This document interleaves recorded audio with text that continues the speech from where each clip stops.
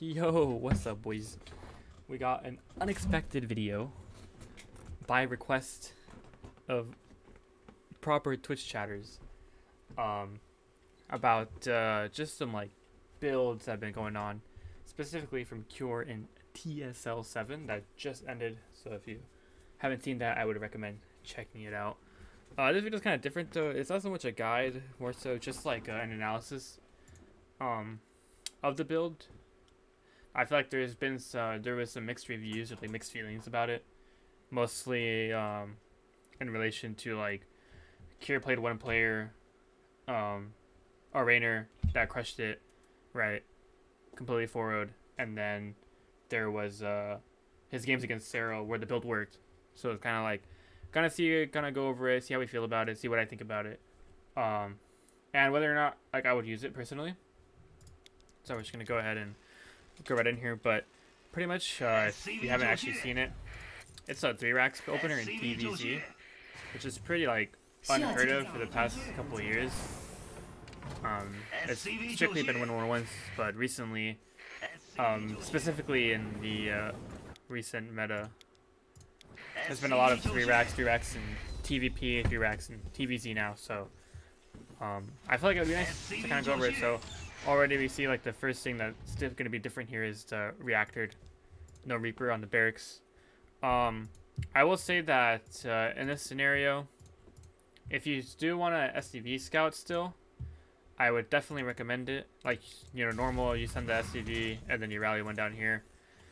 This is just a bit greedy. I do think that he just kind of did it. He did a scout because he's playing Sarah, and Sarah plays very standard for the most part. And then here goes for second rack. So that's the only thing. Obviously, no Reaper means like you can't really do a whole lot of early game scouting. If you're somebody who doesn't feel comfortable like not doing that and stuff like that, I would definitely say that this might not be already a good start for the build for you to use. But the nice thing is that eventually the marine move out is pretty fast, so if you wanted to see something that was standing out, you could catch a lot of things. And also, I mean, the only real thing that I can see doing a good amount of damage is maybe like a pull first into roach or something like that, you know, because you wouldn't be able to get a cyclone or anything like that. But I think by this point, if you were to get Oland by like roaches off 3 bases, sorry, let me lower just a little bit there. I don't think it would be too detrimental. Like, you should be able to hold with the Marines.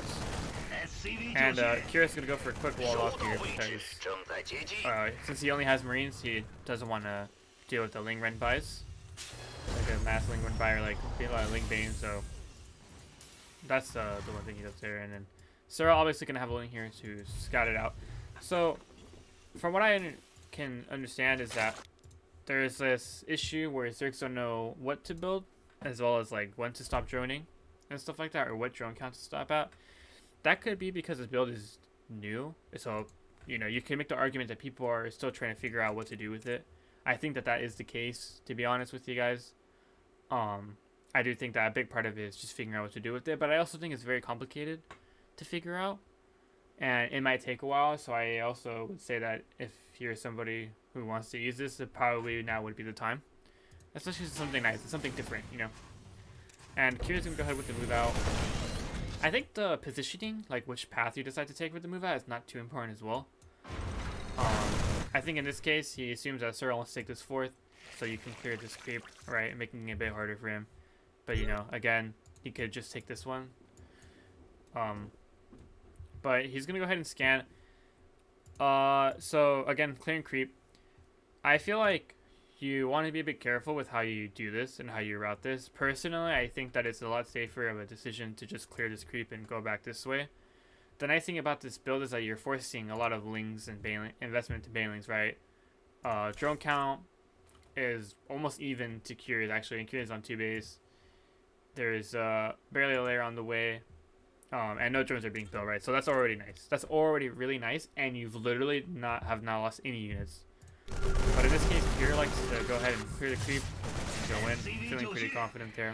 And this is why I mean the pathing can be pretty important.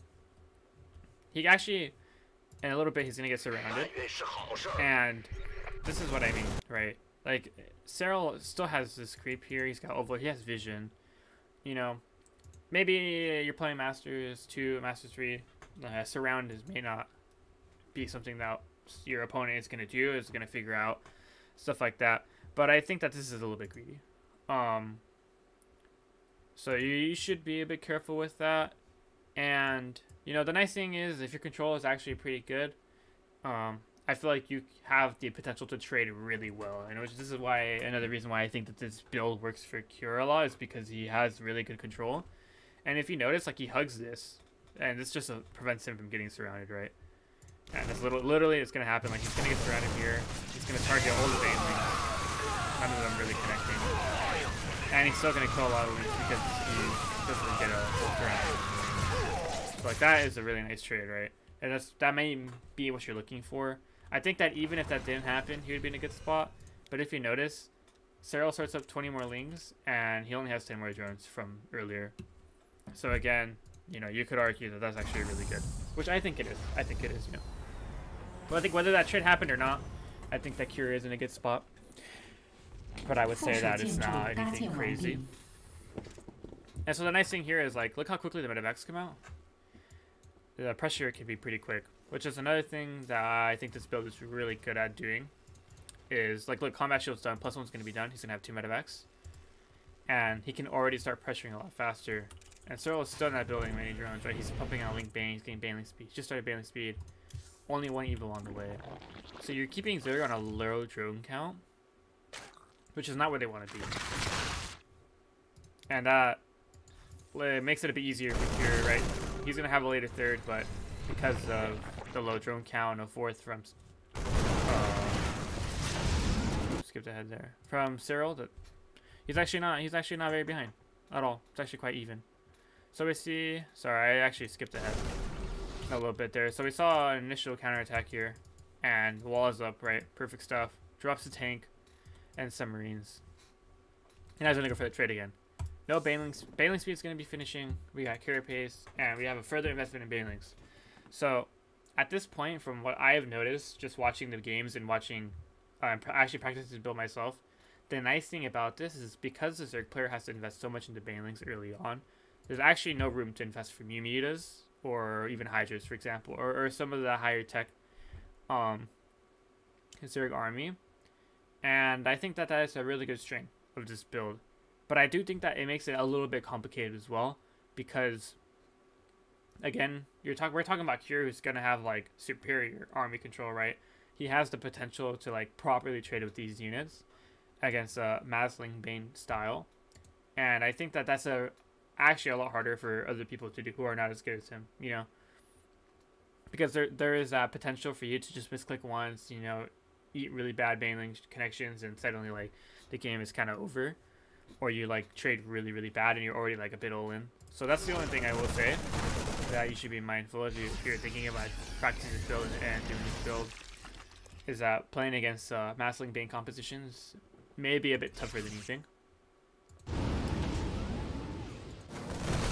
And there's going to be a good amount of control that's going to be like practiced here. Just going to go ahead and pick up.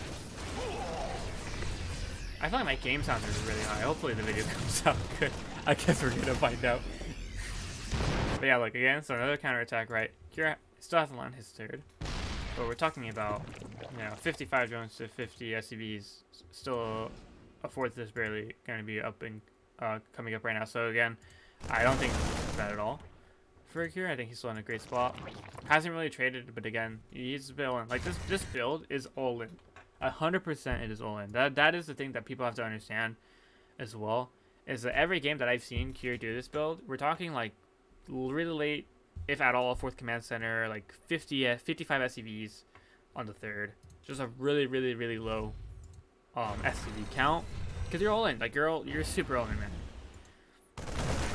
And I think counterattacks are really good against these kinds of pushes, and I think that's something that in this game you'll see that Cyril didn't do a great job at doing, and I think that would have helped them a lot and potentially winning the game. But yeah, so again, like these tank pushes with Marines, He's always on a ramp. If you notice, he's always on a ramp, or he'll always be behind like some kind of building next to hugging rocks, something like that in the choke. Those are the kind of positions you're looking for. I mean, in general, but especially with these tank pushes, right? Most of his army's off creep, has some units on creep. So again, just demonstrating really, really good control, which is something that I think you're gonna need a fair amount of in executing this kind of build.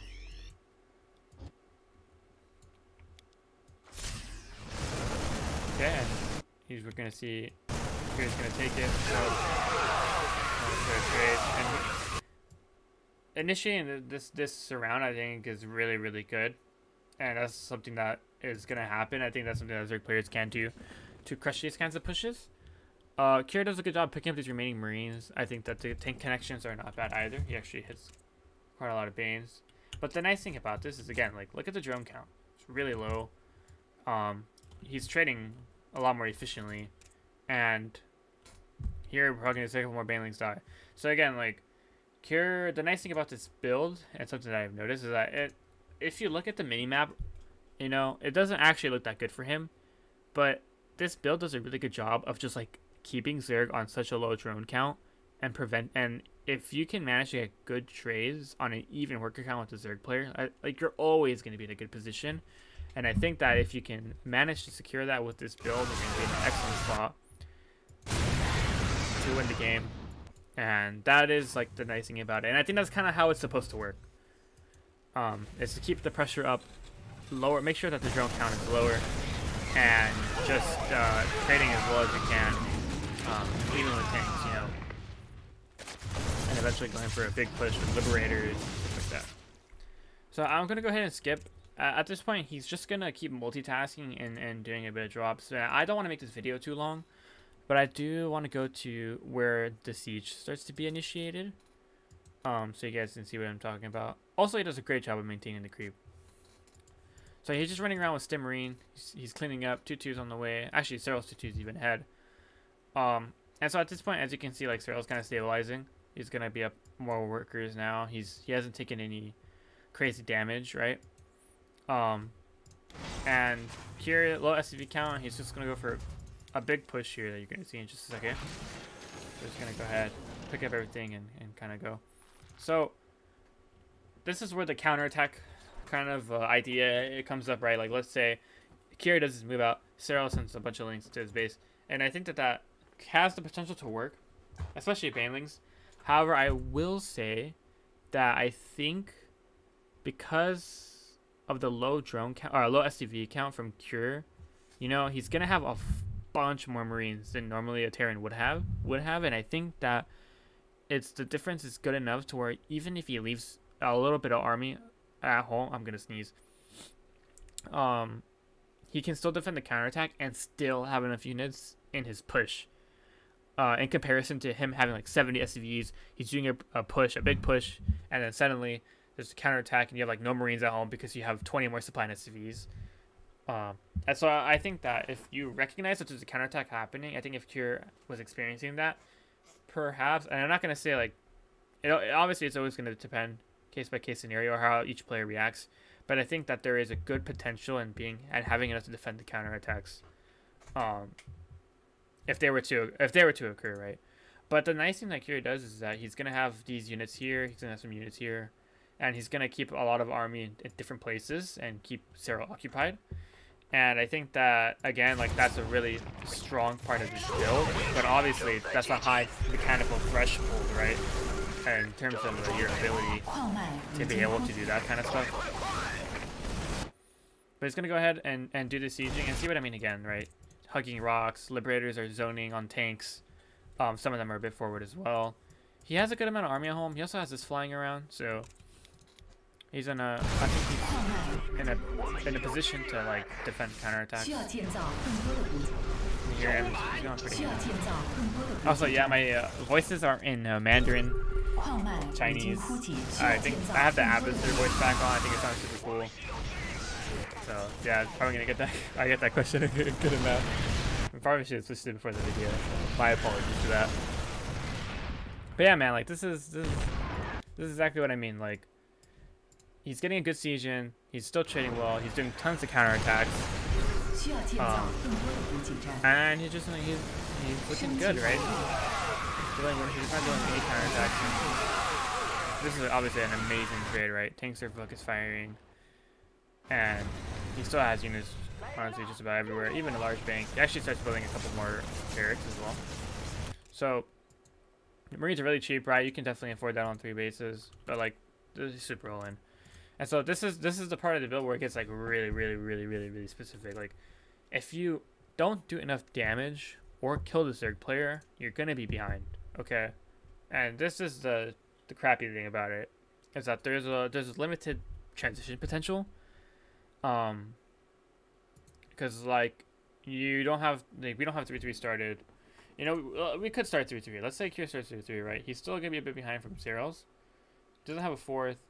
Cyril's already retaking the 5th, or his initial 4th. So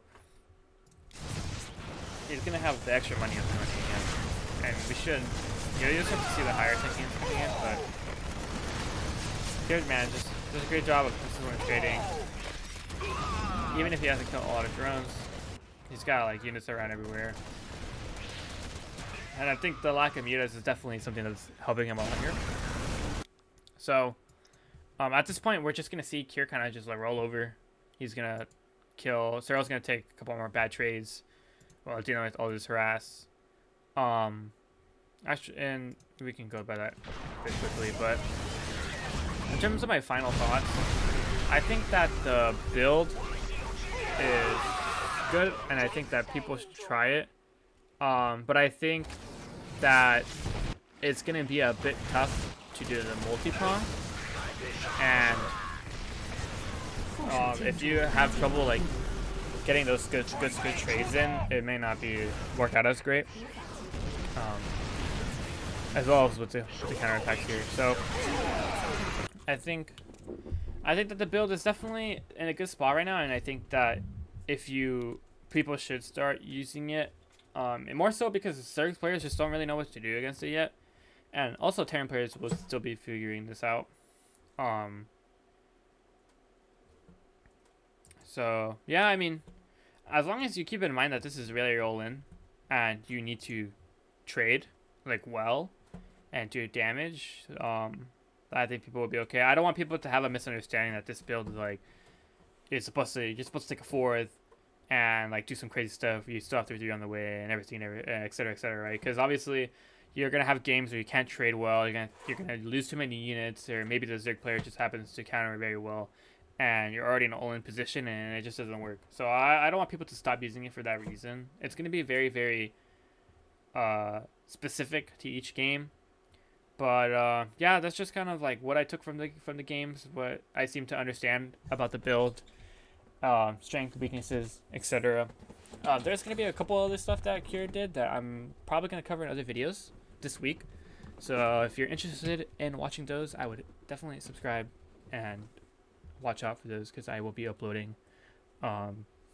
There's a certain other YouTube streamer that I heard rumor on the block is that he has been producing content, and people have been dying for MIG's content. I know. So if you guys are interested, definitely come check it out. But yeah, it's gonna be pretty much it. Thanks guys for watching. Please like, what else YouTubers say? Like, subscribe. Can't say donate because we're not streaming. Donate either way, and follow me on Twitter at Vindicta_SC2. And I'll see you guys later this week for my next video. Later.